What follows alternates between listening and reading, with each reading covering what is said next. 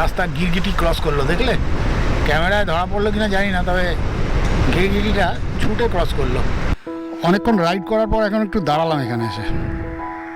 সেই সকাল থেকে রাইড করছি তো, জয়পুর থেকে এই ফার্স্ট স্টপ দিলাম। আর এখানে একটা মজাদার জিনিস, এইখানে যে প্যাচওয়ার্কটা আছে না, এই প্যাচওয়ার্কটায় দেখো গাড়িগুলো কীরকমভাবে সাইড কাটাচ্ছে, মানে ওইটুকু রাস্তার প্যাচওয়ার্ক হয়েছে, তাতেও গাড়িগুলো এই ডান দিক চেপে আসছে।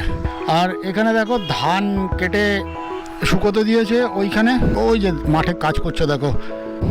কড়া রোদ্দুর হলে না আরও ভালো লাগতো ওয়েদারটা।